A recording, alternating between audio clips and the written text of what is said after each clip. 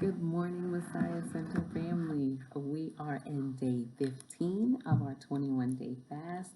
Pray that you all are having a great Monday to start your week. We have 7 days left. The time has truly feels like it's flown. I hope it feels the same for you. But we will go ahead and jump right on into our chapter and topic for the day. I know a lot of us will be busy this morning, kind of getting our week started off. So, today we are going to talk about guarding against greed.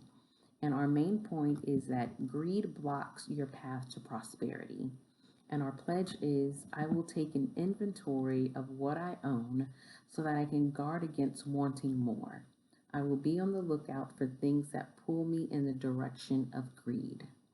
So today we're really going to focus, and as the author starts, and she wants us to focus on how greed, either presently or in the past, has interfered with God's grace in our life. And she has us doing an exercise where we kind of imagine going through different rooms of our homes and, kind of really taking an inventory of stuff that we just have that maybe we're not using, maybe we're just kind of hoarding. She gives the example of how many times have you looked in your pantry and there's food everywhere and you're just like, oh, there's nothing to eat.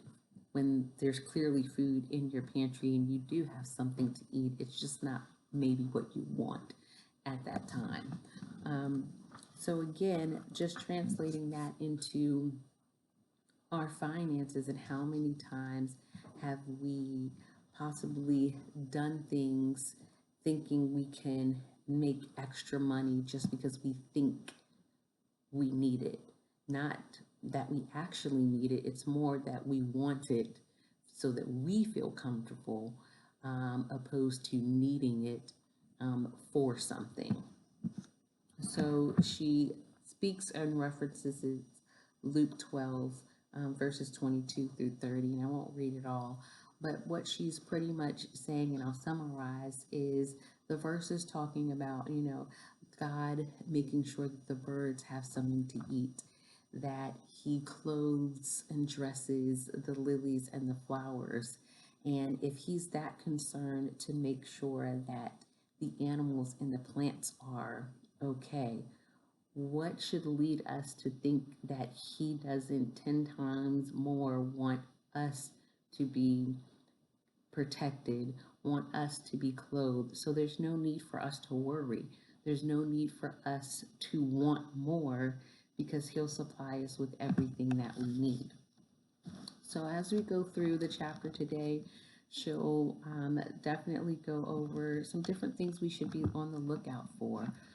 She mentioned, kind of get get rich quick schemes. So, high yield investment. She gives an example of where a minister was frauding churches and frauded them almost, I think, $9 million, she says, by, telling them that, hey, if you give me $3,000 toward this Christian, vacation club he was trying to say he was building, you'll get a return of $200,000. So of course that sounds good. It's like, hey, I'm only giving up $3,000, and in return, I'm going to get $200,000. Why wouldn't I do that? So making sure that we are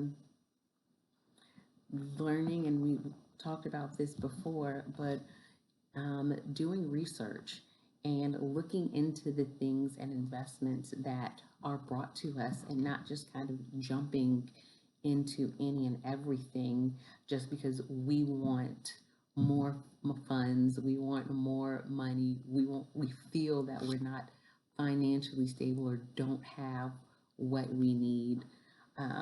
So we want to try to see if we can gain that quickly.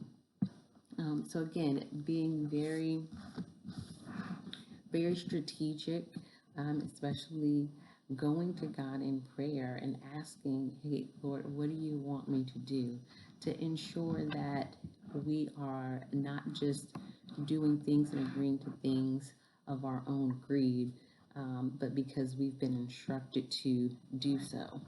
So, for our activity today, she wants us to think of at least two decisions that we've made that could be traced to greed.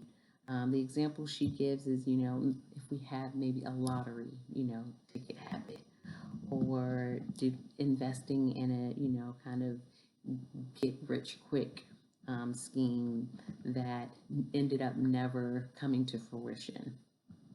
And if we do realize that we've given into greed, kind of analyzing what it ended up costing us.